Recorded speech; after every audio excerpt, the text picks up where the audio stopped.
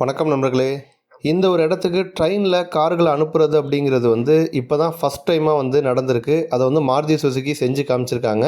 அதை பற்றியும் அதே மாதிரி டாடா மோட்டார்ஸ் திரும்ப அவங்களுடைய ரெண்டாவது இடத்த பிடிச்சிருக்காங்க.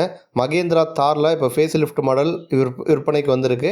சிட்ரியான் ஏர்கிராஃப்ட் எக்ஸ் அப்படின்னு சொல்லிட்டு ஒரு புதிய வேரியண்ட் விற்பனைக்கு கொண்டு வந்திருக்காங்க. 10 லட்சத்துக்குள்ள விலையில் இந்த கார் விற்பனைக்கு வந்திருக்கு. அதேமாதிரி சிட்ரியான் நிறுவனத்தில் பசால்ட் அப்படிங்கிற காரை கிராஸ் டெஸ்ட்டுக்கு உட்படுத்தியிருக்காங்க.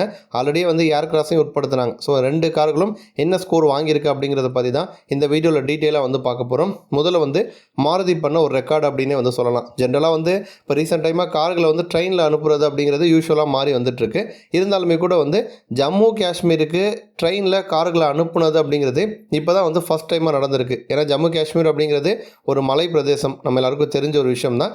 அதுலேயும் அந்த பள்ளத்தாக்கு பகுதியில் இப்போ ரீசெண்டாக ஜூன் மாதம் தான் பார்த்திங்கன்னா ட்ரெயின் இணைப்பே கொண்டு வந்தாங்க. அந்த இடத்துக்கு தான் இப்போ மாருதி சுசுகி ஹரியானாவில் மனேசர் அப்படிங்கிற அவங்களுடைய பிளான்ட் ரயில்வே ட்ராக்கில் இருந்து இந்த ஜம்மு காஷ்மீர் பகுதிக்கு பார்த்திங்கன்னா கார்களை ட்ரெயின் மூலமாக அனுப்பியிருக்காங்க. கிட்டத்தட்ட 116 வாகனத்தை ட்ரெயின் மூலமாக அனுப்பியிருக்காங்க. 850 கிலோமீட்டருக்கு மேலே இந்த ட்ரெயின் பயணம் பண்ணி டெஸ்பாச் பண்ணியிருக்காங்க கார்களை. ஜம்மு காஷ்மீரில் இருக்கக்கூடிய அவங்களுடைய டீலருக்கு இந்த ரயில் மூலமாக பார்த்திங்கன்னா கார்களை டெஸ்பாச் பண்ணியிருக்காங்க. இதுக்கு முன்னாடி பார்த்திங்கன்னா ட்ரெயின் மூலமாக இந்த பகுதியில் ஆப்பிள்களை கொண்டு போகிறதுக்கு யூஸ் பண்ணாங்க. அடுத்து குளிர்சாதன ஸ்டோரேஜ் வசதிகளை உருவாக்குறதுக்கு தேவையான அந்த ஸ்பேர் பார்ட்ஸு, சிமெண்ட்டு இந்த மாதிரி பொருட்களை தான் ட்ரெயினில் கொண்டு போயிருக்காங்க. இப்போ இந்த பகுதிக்கு ஃபஸ்ட் டைமாக கார்களை கொண்டு போயிருக்காங்க. அடுத்த அப்டேட் பார்த்தோன்னா டாடா மோட்டார்ஸ் நீண்ட நாளைக்கு பிறகு திரும்ப ரெண்டாவது இடத்த பிடிச்சிருக்காங்க. இப்போ இந்த ஜிஎஸ்டி குறைஞ்சதுக்கு பிறகு கார்களுடைய அந்த விற்பனை அப்படிங்கிறது அதிகரிக்கும் அப்படின்னு எதிர்பார்த்தாங்க எல்லாருமே. பட் விற்பனை அந்தளவுக்கு அதிகரிக்கலை. சில பிராண்டுக்கு மட்டும்தான் விற்பனை அதிகரிச்சிருக்கு. அந்த வகையில் நம்ம செப்டம்பர் மாதம் இந்தியாவில் அதிகமான கார்களை விற்பனை பண்ண பிராண்டு ஒரு டாப் 5 பிராண்டுன்னு எடுத்துக்கிட்டோன்னா 5வது இடத்துல டொயாட்டா நிறுவனம் இருக்குது. செப்டம்பரில் 20,051 கார்களை விற்பனை பண்ணியிருக்காங்க. ஆகஸ்ட்டோட கம்பேர் பண்ணும்போது 24% சரிவை தான் சந்திச்சிருக்கு. 4வது இடத்துல ஹுண்டாய் வந்திருக்காங்க. ஹுண்டாயில் கிரெட்டா கார் பயங்கரமாக சேல் ஆகிட்டுருக்கு. இருந்தாலும் அந்த ஒரு செக்மெண்ட்டை விட்டுட்டு மற்ற செக்மெண்ட்டுன்னு போகிறப்போ ஹுண்டாய்க்கு பெருசாக சேல் ஆகலை. இப்போ செப்டம்பரில் 35,470 கார்களை விற்பனை பண்ணியிருக்காங்க. 22% சரிவு தான். 3வது இடத்துல மகேந்திரா இருக்காங்க. 37,451 கார்களை விற்பனை பண்ணியிருக்காங்க. நம்ம கடந்த ஆகஸ்ட்டோட கம்பேர் பண்ணும்போது 11% சரிவு தான். 2வது இடத்துல டாடா மோட்டார்ஸ் இருக்காங்க. டாடா மோட்டார்ஸ் 40,068 கார்களை விற்பனை பண்ணியிருக்காங்க.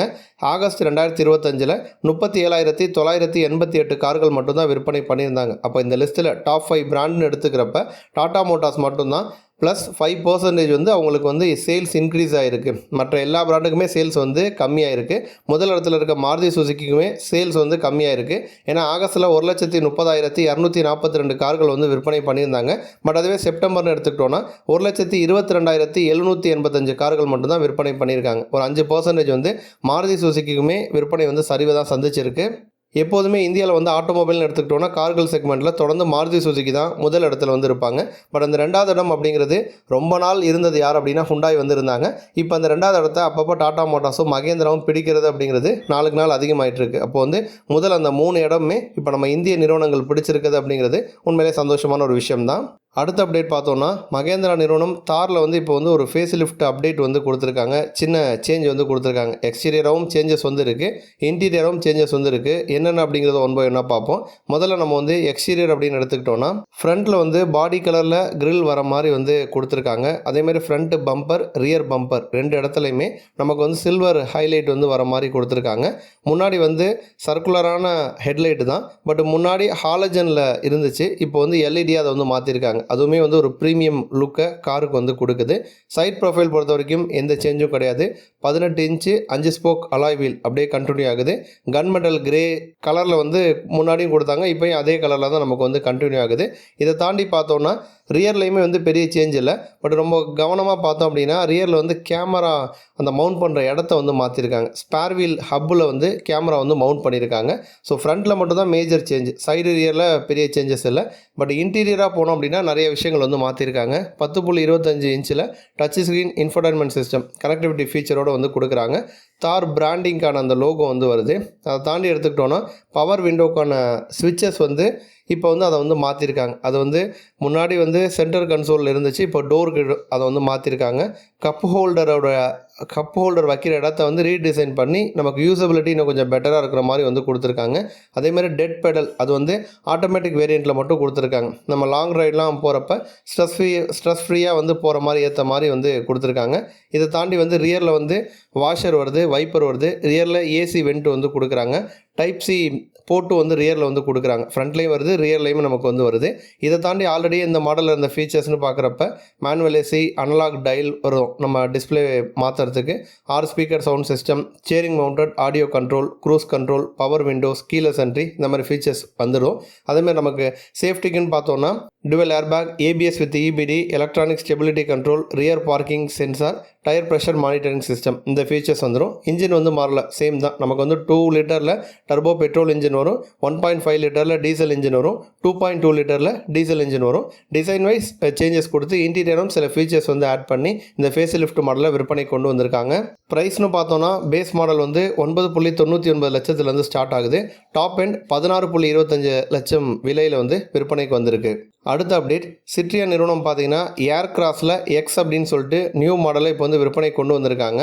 இப்போ சிட்ரியான் 2.0 அப்படின்னு சொல்லிட்டு அவங்ககிட்ட விற்பனையில் இருக்கக்கூடிய கார்கள் எல்லாத்துலேயுமே கஸ்டமர்ஸ்க்கு ஏற்ற மாதிரி சில புது ஃபீச்சர்ஸ் வந்து ஆட் பண்ணி அவங்க தொடர்ந்து விற்பனை பண்ணிகிட்டு இருக்காங்க.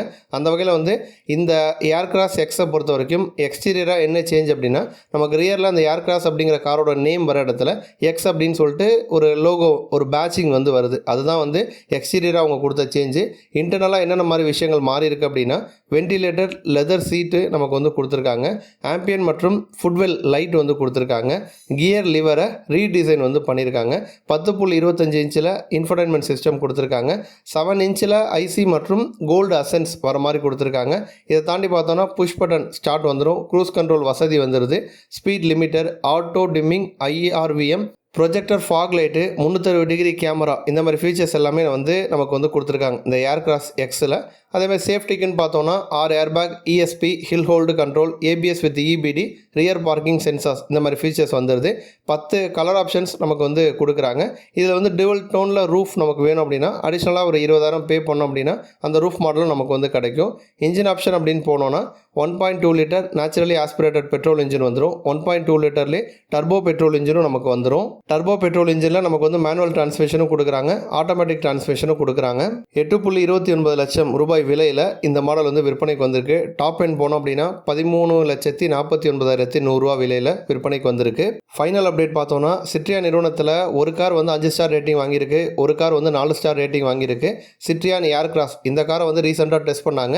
இதில் பெரியவர்களுக்கான பாதுகாப்பில் 32க்கு 27.05 பாயிண்ட்ஸ் வாங்கி இந்த கார் வந்து 5 ஸ்டார் ரேட்டிங் வரிசையில் வந்து இணைஞ்சுது. இன்னொரு புறம் வந்து சிட்ரியான்லேயே வந்து பசால்ட் அப்படின்னு சொல்லிட்டு கூப் டைப்பில் வரக்கூடிய ஒரு கார் இருக்குது, அந்த காரையுமே டெஸ்ட் பண்ணாங்க. அது வந்து பெரியவர்களுக்கான பாதுகாப்பில் 32க்கு 26.19 பாயிண்ட்ஸ் வாங்கி 4 ஸ்டார் ரேட்டிங் வந்து வாங்கியிருக்கு. இப்போ வந்து குழந்தைகளுக்கான சேஃப்டின்னு பார்த்தோன்னா ஏர் கிராஸ் பொறுத்த வரைக்கும் 49க்கு 40 பாயிண்ட்ஸ் வாங்கியிருக்கு. பசால்ட்டு பொறுத்த வரைக்கும் 49க்கு 35.90 பாயிண்ட்ஸ் வந்து வாங்கியிருக்கு. சைல்டு சேஃப்டியில் 2 கார் மாடலுமே 4 ஸ்டார் ரேட்டிங் வந்து வாங்கியிருக்கு. ஓவராலாக எடுத்துக்கிட்டோன்னா ஏர் கிராஸ் வந்து 5 ஸ்டார் ரேட்டிங்கு, பசால்ட் வந்து 4 ஸ்டார் ரேட்டிங் வந்து வாங்கியிருக்கு. இப்போ முன்னாடிலாம் வந்து சிட்ரியான் கார்கள் வந்து 2 ஸ்டார், 3 ஸ்டார், 1 ஸ்டார் அந்த மாதிரி தான் வந்து ரேட்டிங் வாங்கும். பட் இப்போ எல்லா பிராண்டுமே சேஃப்டியை வந்து இம்ப்ரூவ் பண்ணி கொடுத்துட்ருக்காங்க. அதனால் இப்போதைக்கு வந்து இந்தியாவில் நல்ல சேல் ஆகிட்டு இருக்கிற முக்கியமான மாடல் எல்லாமே 4 ஸ்டார், 5 ஸ்டார் அந்த மாதிரி ரேட்டடாக தான் வந்து வருது. அந்த வகையில் சிட்ரியான் கார்களும் இப்போ வந்து சேஃப்டி வைஸ் முன்னாடி இருந்ததை விட இப்போ இம்ப்ரூவ் ஆயிருக்கு அப்படின்னு சொல்லலாம். நன்றி.